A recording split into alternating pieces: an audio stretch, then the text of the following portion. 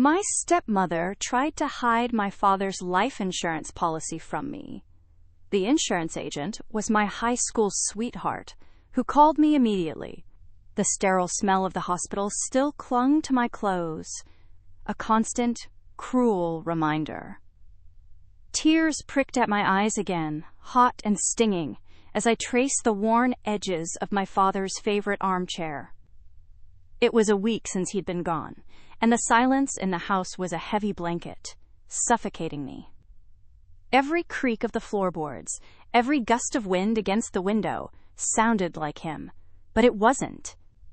If you're feeling the weight of grief, or the sting of betrayal, or even just enjoying a good story, please hit that subscribe button, give this video a big thumbs up, share it with anyone who might need it, and leave a comment below.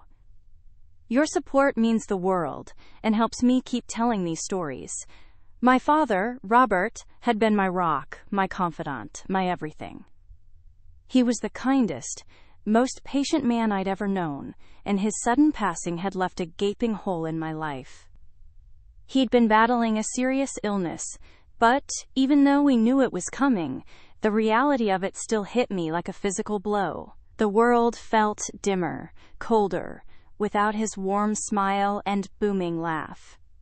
Martha, my father's second wife, was already moving around the house with a strange kind of energy. Not the energy of someone grieving, but the energy of someone who was busy. Too busy, I thought, to really feel the loss. She'd married my dad about 5 years ago, and from the start, I'd felt a subtle distance between us. She was always polite, always smiling, but there was a coolness in her eyes that I couldn't quite shake. My father, bless his heart, always saw the best in everyone, and he'd insisted Martha was a good woman. I tried to believe him. Lately, though, Martha's busyness had taken on a different hue. She'd been spending a lot of time on the phone, hushed conversations that stopped the moment I entered the room. She'd been shuffling papers in my father's study, a room I usually felt a deep connection to, a place filled with his books and memories. Now, it felt like a forbidden zone. One afternoon, a few days after the funeral, I found Martha in the kitchen, meticulously going through a stack of envelopes. Her back was to me, but her shoulders were tense. "Hey, Martha," I said, my voice raspy. Grief had a way of drying out my throat. She jumped, her hand flying to her chest. "Oh, Alex, you startled me." She turned, her smile a little too bright, a little too forced. "Just sorting things out. Anything I can help with?" I asked, my stomach giving a nervous twist. No, dear. It's all just personal business. You've got enough on your plate right now." She turned back to the envelopes, her movements quick and decisive. I lingered, a knot of unease tightening in my chest. There was something about her behavior that felt off. My father was a very organized man, but Martha seemed almost frantic. Later that evening, I was sitting in the living room, trying to lose myself in a book, when I overheard Martha talking on the phone in the hallway. Her voice was low, almost a whisper, but I could still make out snippets of what she was saying. "Absolutely no reason for him to know," she murmured. "It's all settled. He'll get whatever is left after everything." The last word hung in the air, heavy with unspoken meaning. Then, a pause, and she added with a chillingly calm tone, "Yes, I'm handling it." My blood ran cold. What is all settled? Who was she talking to? And who was he? It couldn't be me, could it? My father had always talked about making sure I was taken care of. He'd mentioned something, a policy. I crept closer to the door, my heart pounding in my ears. "Just a formality, really?" Martha continued, her voice still hushed. "He was a good man, but sometimes people make arrangements. This is just a business matter now." A business matter? My father's affairs were being discussed like some detached transaction? And she was deliberately keeping me in the dark. A wave of suspicion washed over me, quickly followed by a surge of anger. I couldn't stand it anymore. I walked into the hallway, my gaze fixed on Martha. She flinched again, as if caught red-handed, and quickly ended the call. "Martha," I said, my voice trembling with a mixture of hurt and accusation. "Who were you talking to?" She smoothed down her dress, her composure slowly returning, though her eyes darted nervously. "Just an acquaintance, Alex. Someone who knew your father." "And what is this business matter you were talking about?" I pressed, my voice rising. "What arrangements?" She sighed, a dramatic put-upon sound. "Alex, please, this is a difficult time for all of us. Your father, he had some financial affairs that need sorting out. Nothing for you to worry about." "Nothing for me to worry about?" I repeated, incredulity coloring my tone. "My father just died, Martha, and you're here, whispering on the phone about his affairs, telling someone there's no reason for me to know? What are you hiding?" Her smile faltered. A flicker of something akin to panic crossed her face, quickly masked by annoyance. "I am not hiding anything, Alex. I am simply trying to manage things efficiently. Your father, he had a life insurance policy. But," she paused and her gaze sharpened, "most of the benefits were designated for other matters. It's quite complicated." My mind raced. A life insurance policy. My father had mentioned it, I remembered now. He'd said it was to make sure I was looked after. Designated for other matters? What did that even mean? And why was she acting like this? "What do you mean, other matters?" I demanded. "I'm his son, Martha. I should know what's happening with his insurance." She stood up, crossing her arms defensively. "And you will, in due time. But right now, Alex, you need to focus on your grief. I'm handling the practicalities." Her tone was final, dismissive. A cold dread settled in my stomach. She was lying. I could feel it, a visceral certainty. She was trying to keep something from me, something that was rightfully mine. My father wouldn't have wanted this. I retreated to my room, the conversation echoing in my head. Martha's evasiveness, her hushed phone calls, her carefully chosen words. It all painted a picture of deceit. I felt a profound sense of betrayal, not just by Martha, but by the situation itself. My father's legacy, his final provision for me, seemed to be slipping through my fingers. Days passed in a haze of grief and suspicion. Martha continued her secretive routine, often out of the house for long periods, returning with vague explanations. I tried to focus on my work, on comforting my few close friends. But Martha's actions were a constant distraction, a nagging worry that gnawed at me. I found myself watching her, trying to catch her in another lie, another slip of the tongue. One afternoon, while Martha was out, I decided to take a look in my father's study. It felt like a violation, but the need to know, to understand what Martha was so desperate to conceal, was overwhelming. I opened the door, and the familiar scent of old paper and pipe tobacco hit me. It was like a ghost of him, a bittersweet embrace. I started with his desk, sifting through drawers, my hands shaking. Bills, old letters, photographs, nothing out of the ordinary. Then I noticed a small, locked filing cabinet tucked away in the corner. My father had never kept anything important locked. This was new. I searched for a key, my hope dwindling with each empty drawer. Just as I was about to give up, my eyes fell on a small, decorative box on his bookshelf. I'd always liked that box. He kept his old cufflinks in it. I opened it, and nestled amongst the shiny metal, I found a small brass key. My heart leaped. This had to be it. I hurried back to the filing cabinet, my hands trembling as I inserted the key. The lock clicked open. Inside, there were several folders. I pulled them out, my eyes scanning the labels. Mortgage, car loan, taxes. And then I saw it. A folder with a thick, official-looking document peeking out. The label read, Life Insurance, Robert Ashton. This was it, the policy. I pulled the document out, my breath catching in my throat. My father's name, my name as the beneficiary, the amount, it was all there. And then I saw something that made my blood boil. A rider added to the policy stating that the primary beneficiary was Martha, and that I was a secondary beneficiary entitled to only a small percentage of the total amount. Martha. Of course, she hadn't just tried to hide it, she'd manipulated it. She'd ensured that she received the vast majority of the money, leaving me with scraps. The thought of her cold, calculating plan sickened me.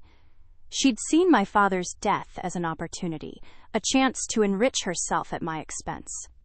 But then, my eyes caught another detail on the policy. The name of the insurance agent who had handled it. It was a name I hadn't seen in years, but one that sent a jolt of electricity through me. Sarah Jenkins. Sarah. My high school sweetheart. We'd been inseparable back then, our first loves, our teenage dreams intertwined. We drifted apart after graduation, our paths diverging, but I'd never forgotten her. She was kind, intelligent, and fiercely loyal. Why would Sarah be handling my father's insurance? And more importantly, why would she let Martha manipulate this policy? My mind was a whirlwind of confusion and a renewed sense of urgency. I needed to talk to Sarah. I fumbled for my phone, scrolling through my contacts. I hadn't spoken to her in years, but I hoped she'd still have the same number. I found it. My finger hovered over the call button, a mix of hope and apprehension swirling within me. Had she moved on? Would she even remember me? I took a deep breath and pressed call. The phone rang. Once. Twice. 3 times. Just as I was about to hang up, a voice answered, clear and bright. A voice that instantly transported me back to crowded school hallways and whispered secrets under starry skies. Hello? Sarah? Is that really you? My voice cracked. A moment of silence, then a surprised gasp. Alex? Alex, is that you? Oh my God, Alex! It's been so long! Her voice was filled with warmth and genuine delight. Tears welled up again, but this time they were mixed with a surge of unexpected relief. Yeah, it's me, Sarah. It's been a while. A while? It's been ages. How are you? I was so sorry to hear about your father. I saw the obituary. Her voice softened with sympathy. And then it hit me. This was my chance. That's actually why I'm calling, Sarah. I think there's something wrong with my father's life insurance policy. And I think you might be able to help me. There was a brief pause on the other end, a shift in her tone that I couldn't quite place. Your father's life insurance? She asked, her voice now laced with a subtle note of caution. Yes, I continued, my voice urgent. Martha, my stepmother, she's been acting really strange, and I found the policy, and it looks like she's trying to cut me out of most of it. But the agent, it's you, Sarah. The policy says you're the agent. Another pause, longer this time. The silence stretched, filled only by the frantic beating of my own heart. Then, Sarah's voice, low and serious, cut through the tension. Alex, she said, her tone completely different from the friendly greeting moments before. What exactly did you see on that policy? I quickly recounted what I'd found, the beneficiary details, the distribution of funds. As I spoke, I could sense a change in Sarah's demeanor. The initial surprise had morphed into something else, concern and a flicker of something that sounded suspiciously like anger. Okay, Alex, she said, her voice firm and decisive. Listen to me very carefully. Don't tell Martha anything about this conversation. Don't mention that you've spoken to me. Do you understand? Yes, Sarah, I understand.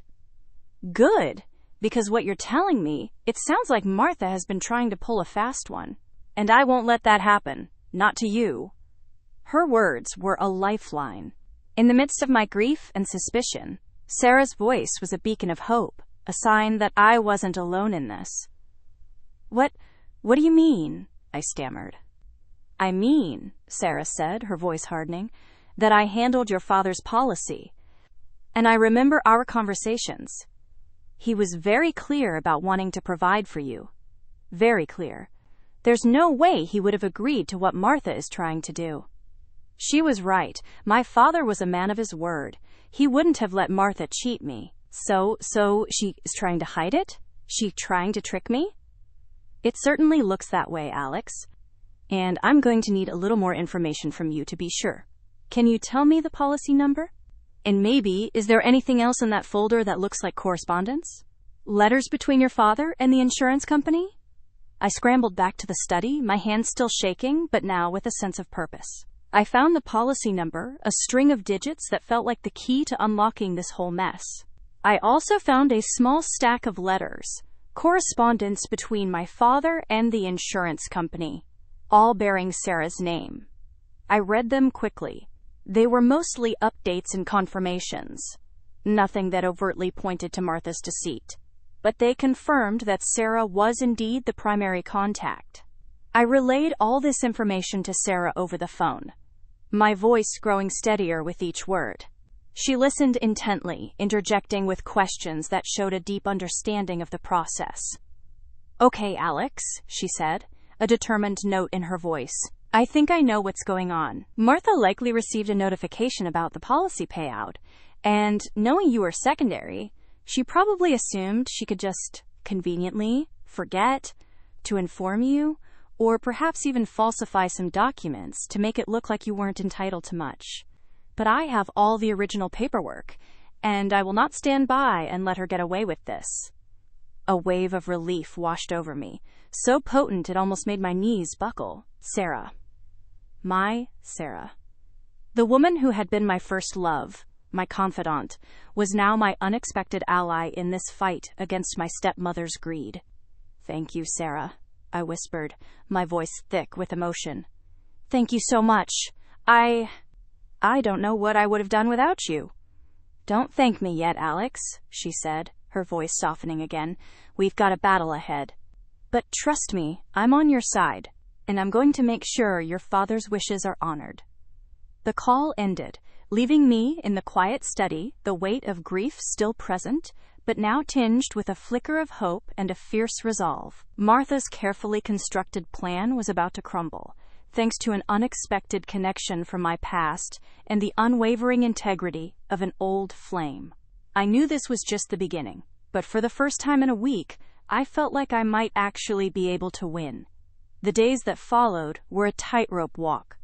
Grief remained a constant companion, a dull ache beneath the surface, but it was now overlaid with a simmering indignation. Martha, oblivious to my newfound knowledge, continued her performative mourning, her every sigh and tear feeling like a calculated act. She'd occasionally cast furtive glances my way, as if sensing a shift in the atmosphere, a subtle change in my demeanor. I learned to feign a vacant sorrow, to nod and murmur platitudes, all while my mind was a hive of strategizing. Sarah and I spoke almost daily, her calm competence, a stark contrast to the chaos I felt internally. She meticulously explained the intricacies of insurance policies, beneficiary designations, and the legal ramifications of fraud. Each conversation felt like a step towards reclaiming what was rightfully mine, a concrete action against the invisible threads of deceit Martha had spun. She probably assumed you wouldn't look for it, Sarah had said during one of our calls, her voice tight with controlled frustration.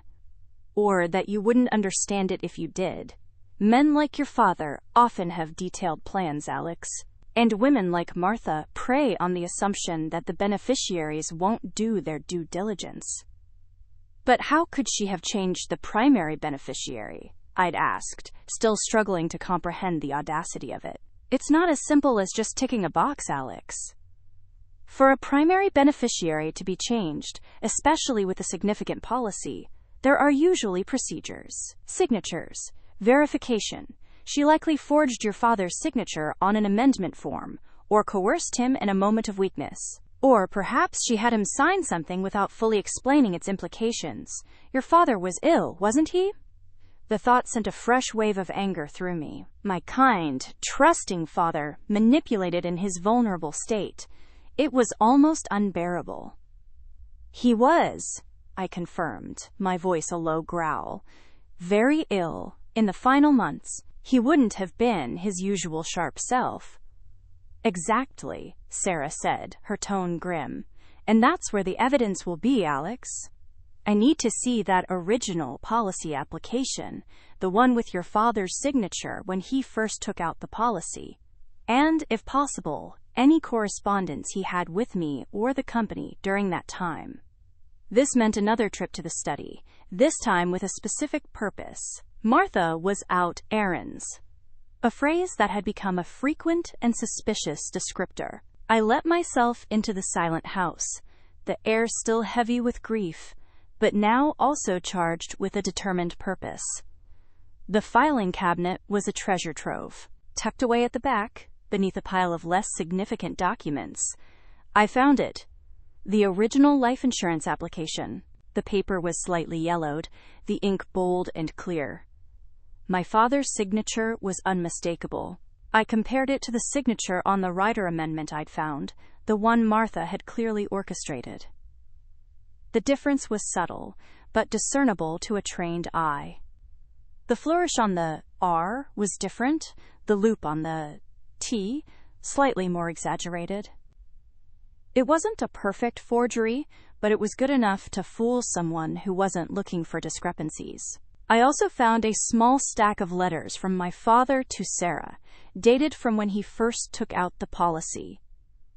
He expressed his desires for his family, his wishes for my future. He spoke of wanting to ensure I was secure, to help me with my career, perhaps even a down payment on a home. His words were filled with love and foresight, a stark contrast to Martha's cold, calculated greed. I scanned these documents, taking clear photos with my phone, and sent them to Sarah. Her reply was immediate and reassuring. You did it, Alex. This is gold. The original application with his clear intent. And then this amendment. The signature difference is notable, and the timing of these letters you found, detailing his wishes, makes Martha's actions look even more suspicious. She's been trying to erase his will in favor of her own gain. The legal battle was not going to be swift. Sarah explained that Martha would likely try to deny everything, to spin a narrative where she was simply following her late husband's wishes. She might claim he changed his mind, or that he was forgetful. But with the evidence we had, Sarah felt confident. The key is that your father initiated the policy with you as the primary beneficiary, Sarah explained. And any changes to that designation, especially a significant shift to his spouse, would have been meticulously documented and verified. If this amendment is indeed a forgery, it's a clear case of fraud. We'll need to get a handwriting expert involved, of course, but I have a very strong feeling about this. Meanwhile, Martha's behavior grew increasingly erratic. She'd started asking me pointed questions about my finances, about my plans for the future. Are you managing okay, Alex? She'd ask, her tone laced with an artificial sweetness. Do you need any assistance? Your father would have wanted you to be comfortable. I'd give her vague answers, the same hollow sorrow in my voice, while inwardly I scoffed. She was probably trying to gauge how much I knew, how much I would be entitled to once she had successfully siphoned off the majority of the funds. One evening, Martha announced that she was going to sort out some of Dad's old belongings. My blood ran cold. I knew what she meant. She was likely going through his personal effects, looking for anything that might contradict her narrative, or perhaps even looking for more leverage. I can help with that, Martha, I offered, my voice carefully neutral. She waved a dismissive hand. Oh no, dear. This is rather personal. I wouldn't want to burden you. You're still grieving. The thinly veiled excuse was insulting. I insisted, however, and to my surprise, she relented, though her expression was one of thinly veiled irritation. It was a calculated risk, but I needed to be present, to observe, to ensure she didn't tamper with anything further. We went up to the attic, a place filled with forgotten treasures and the scent of mothballs. Martha moved with a frantic energy, pulling boxes down, rifling through them with a disturbing intensity. I watched her, my gaze sharp, my silence a palpable presence. She paused at a small wooden chest, one I vaguely remembered my father using for old photographs. Her hands fumbled with the latch, and when it sprang open, a gasp escaped her lips. Inside were indeed old photographs, faded snapshots of my father's life, and beneath them, a thick bundle of letters. "Oh," Martha breathed, her voice a little too high-pitched. "What's this, then?" She started to pull them out, her eyes wide with a mixture of curiosity and something that looked like fear. I stepped forward. "Let me see, Martha." She flinched, her grip tightening on the letters. "It's just old correspondence. Nothing important." "My father kept everything," I said, my voice firm. "Let me see." Reluctantly, she handed the bundle over. The letters were tied with a faded ribbon. As I untied it, I recognized the handwriting on the envelopes. They were from my father to my biological mother, letters from before she left, from before she and my dad divorced when I was very young. These were private letters, personal memories he had kept. Martha's face contorted. Her carefully constructed facade was cracking. Those are private. You shouldn't be looking at those." "Neither should you," I countered, my gaze locked on hers. "But you were, weren't you, looking for something to destroy? Something to use against me?" Her eyes darted away, a flicker of panic in their depths. "Don't be ridiculous, Alex. I was just tidying up." But her frantic search, her immediate desire to rummage through this chest, spoke volumes. She wasn't tidying, she was hunting. Hunting for anything that might undermine my claim. Anything that might cement her own. A desperate attempt to erase my father's true intentions. That night, Sarah and I had another late-night call. I explained Martha's attic raid. "She's desperate, Alex," Sarah confirmed. "She knows we're building a case. She's probably trying to find something to discredit you. Or to make it look like your father had other dependents.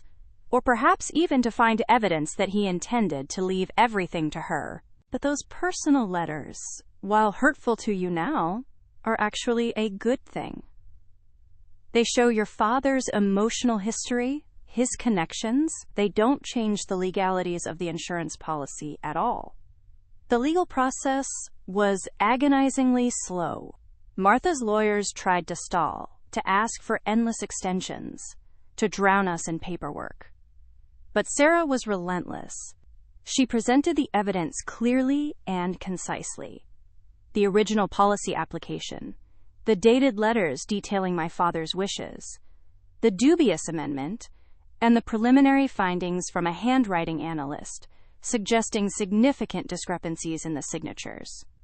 Martha, meanwhile, put on a brave face for the outside world, continuing her charade of grief. She'd sometimes corner me, her voice dripping with feigned concern, asking if I was holding up okay. I'd give her my practiced sorrowful nod, all the while knowing the truth that would soon shatter her world. Then came the day of the arbitration hearing. It wasn't a full trial, but a more informal proceeding, where both sides presented their cases to an arbitrator. Martha was there, her face a mask of practiced innocence. She'd even brought a lawyer, a slick man who spoke in measured tones, full of legal jargon that made my head spin. Sarah, however, was a force of nature. She calmly laid out our case, presenting the documentary evidence with precision. She explained the timeline, the discrepancies, and the overwhelming likelihood of forgery. When it was her turn to question Martha, the air in the room grew thick with tension. "Ms. Ashton," Sarah began, her voice clear and steady. "You stated that you were privy to your late husband's financial affairs. Can you explain the process by which you believe the beneficiary designation on policy number was changed?" Martha's eyes flickered. She cleared her throat. "Robert, he sometimes changed his mind about things. He was very trusting, and he knew I managed our finances. He likely signed a new form." "You believe he signed a new form?" Sarah pressed gently. "Even though the original application clearly designates Mr. Alex Ashton as the primary beneficiary, and the amendment you presented has a signature that is demonstrably different from your late husband's known signature on the original application?" Martha's composure began to fray. Her hands twisted in her lap. I don't know about signatures. I just know that Robert wanted me to be taken care of." "But he also wanted Alex to be taken care of, didn't he?" Sarah produced the letters from my father to Sarah. "He wrote extensively about his desire to provide for his son Alex to ensure his future was secure. He spoke of a significant life insurance policy that would help Alex achieve his dreams." Martha's lawyer interjected, trying to dismiss the letters as irrelevant personal correspondence. But the arbitrator, a stern-faced woman, overruled him. "These letters provide context to the policy's intent, counsel. Please proceed, Ms. Jenkins." Sarah continued, her questions cutting through Martha's evasiveness. She pointed out Martha's secretive behavior, her hushed phone calls, her immediate attempts to sift through Mr. Ashton's personal belongings after his death. "Ms. Ashton," Sarah concluded, her voice resonating with quiet authority, "we have presented evidence that strongly suggests the amendment to your husband's life insurance policy was fraudulent. We have proof of his original intent and a clear discrepancy in the subsequent documentation. Given this, we believe the policy should be paid out according to its original beneficiary designation." Quote. The arbitrator listened intently, her gaze shifting between Martha and Sarah. The silence that followed was deafening. Martha sat rigid, her face pale. Finally, the arbitrator spoke. "Based on the evidence presented, particularly the original policy application and the handwriting analysis, I am inclined to agree with the claimant's position. The evidence of a possible forgery is significant, and the timeline of events raises considerable suspicion regarding Ms. Ashton's actions. Further investigation into the amendment's validity will be required. In the interim, the insurance company is hereby instructed to freeze any payout of the policy until a full handwriting analysis is completed and a final decision is rendered." A wave of relief washed over me, so potent it made my head swim. It wasn't over yet, but it was a massive victory. Martha's meticulously crafted plan had been exposed. Her greed, her deceit, had been laid bare. As we left the arbitration room, Martha's lawyer was already bombarding Sarah with questions. Martha herself stood frozen, her eyes wide with a mixture of shock and fury. I met her gaze, and for the first time I saw not a grieving widow, but a woman exposed, her ambition thwarted. Outside, the sun felt warm on my face. I turned to Sarah, my heart overflowing with gratitude. I don't know how to thank you, Sarah." She smiled, a genuine, radiant smile that reminded me of the girl I'd known all those years ago. "Your father was a good man, Alex. He wanted you to be taken care of. And I'm just glad I could help make sure that happened. You know," she added, a playful glint in her eyes, "it's been a while since we've just talked, without a lawsuit hanging over our heads." A tentative smile spread across my own face. The weight of grief was still there, a shadow that would likely linger for a long time. But now it was accompanied by a sense of justice, a feeling of closure, and the unexpected stirrings of a rekindled connection. Martha's attempt to rob me of my father's legacy had failed, and in its wake, something else, something hopeful, had begun to bloom. The sterile smell of the hospital was slowly fading, replaced by the promise of a brighter, fairer future.